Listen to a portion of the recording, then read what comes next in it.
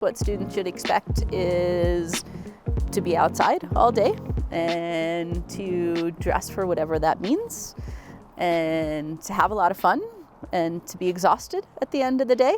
We really try to make sure they realize that so that they're not making plans for the evening and realize that they need to go home and hydrate. And we do give a little homework, so having to do some homework, and expect if they're not in a dry suit to be cold. Even in California in August, when it's 100 degrees outside, the waters in the rivers that we use are coming out of the bottom of reservoirs. And so it can be still really cold, and they're in and out and they're in and out. And I think a lot of students don't come expecting to be so immersed in the river. And after day one, they realize, oh, wow, like we're in. And so just bringing lots of food and lots of water and just being ready for anything.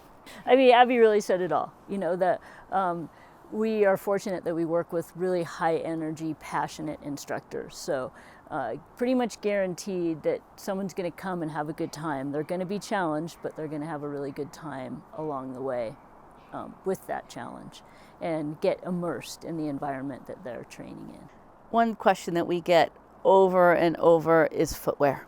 Like, footwear is huge and can kind of make or break someone's experience on the river. And so really investing in a water shoe is really important, something that is meant to go in and out of the water. And there's some that we like more than others. Students can come with just sneakers and wool socks, and that's fine, but they can't come in Chacos and Keens and other sandals. But then also realizing that the surf booty on the rocks, their foot by the end of day one is sore and tender. So they show up day two with their sneakers on.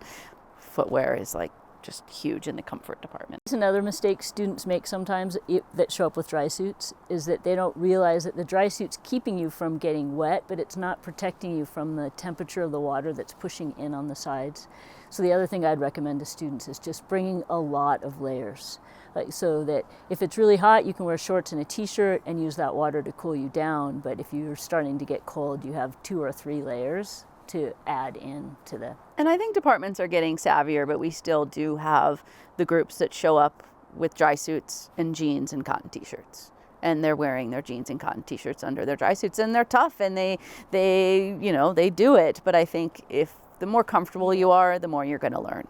And so really getting people dressed proper.